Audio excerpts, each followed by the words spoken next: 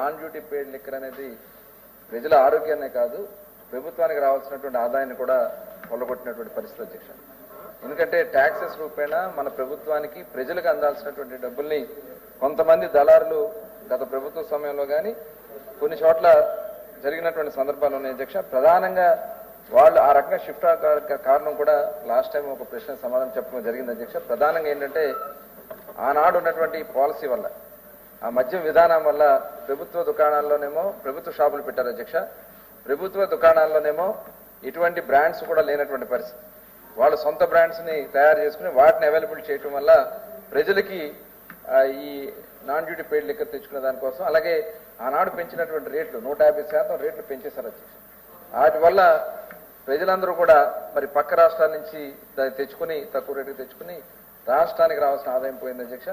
Border districts లో మనం చూసుకున్నట్టు అధ్యక్ష దాదాపు మనకి చాలా ప్రాంతాల్లో మనకి ఈ నాన్ డ్యూటీ పెయిడ్ లిక్కర్ విచ్చలవిడిగా వచ్చేసింది అధ్యక్ష. ఆ రోజున ఆనాడు సత్యసాయి జిల్లాలో 68%, అంటే ఇప్పుడు మనం తీసుకున్నటువంటి కొత్త పాలసీ వల్ల 68% ఇంక్రీజ్ అయింది అధ్యక్ష.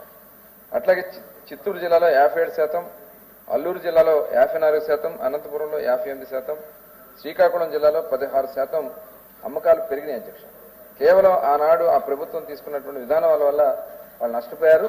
ఇవాళ తెలంగాణ బోర్డర్ డిస్ట్రిక్ట్స్ లో 30% వాళ్ళు తగ్గింది అధ్యక్ష సేల్. ఓవరాల్ గా చూస్తే -3% లో ఉంటే కేవలం ఈ బోర్డర్ డిస్ట్రిక్ట్స్ లో -30% లో వాళ్ళు ఉండడం జరిగింది అధ్యక్ష. గవర్నమెంట్ పెద్దలు అశోక్ బాబు గారు అడిగింది కేసుల గురించి అడిగారు అధ్యక్ష. తప్పకుండా ఈ కేసులన్నీ కూడా ఏ స్టేజెస్ లో ఉన్నాయో అవన్నీ కూడా పరిశీలన చేసి దాన్ని ఎలా మనం సత్వరమే వాళ్ళ మీద యాక్షన్ తీసుకునే విధంగా కార్యక్రమాలు చేస్తాం. దాంతోపాటు సిబిసిఐడి ఎంక్వైరీ కూడా వేయడం జరిగింది అధ్యక్ష. ఎందుకంటే డిస్టిలరీస్ లో జరిగినటువంటి ఆనాడు మరి ఏ పరిస్థితుల్లో వాళ్ళు కొంతమందిని బలవంతంగా లాక్కుని పనికిరాని బ్రాండ్స్ అధ్యక్ష 29 బ్రాండ్లు మనం వచ్చాక రద్దు చేశాం. ఇవాళ మొత్తం 350 బ్రాండ్స్ దగ్గర 300 పైన బ్రాండ్స్ ఇవాళ రాష్ట్రం అవైలబిలిటీ చేయగలిగాం. ఇవాళ ఈ క్యాష్ పేమెంట్స్ కూడా గతంలో ఎవరైనా వెళ్ళి మేము డిజిటల్ పేమెంట్ చేస్తామంటే లేదు క్యాష్ ఇవ్వండి అని చెప్పి వసూలు చేసుకున్నది దాదాపు 99,000 కోట్ల రూపాయలు ఓన్లీ క్యాష్ జరిగిందనేది మరి దాని మీద కూడా ఇప్పుడు సిబిసిఐడి ఎంక్వైరీ కూడా జరుగుతుంది అధ్యక్ష.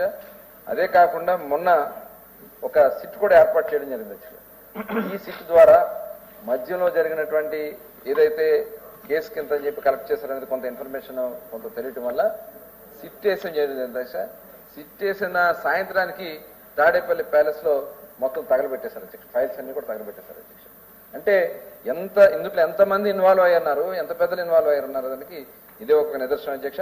ఎట్టి పరిస్థితుల్లో కూడా ప్రభుత్వం చాలా సీరియస్ గా ఉంది. మైను, శాండ్, ల్యాండ్ ఇలాంటి ఏదైతే ప్రధానమైనటువంటి గత ప్రభుత్వంలో ఏదైతే దోపిడీ చేస్తారో అవన్నీ కూడా ఉన్నాయి అధ్యక్ష.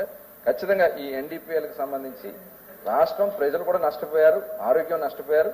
ఇవాళ దాని మీద సీరియస్ గా మేము సిబిసిఐడి ఎంక్వైరీ చేస్తున్నాం. వాళ్ళని ఎవరైనా సరే ఎంతటి వాళ్ళైనా సరే చర్యలు తీసుకోవడం జరుగుతుంది అధ్యక్ష.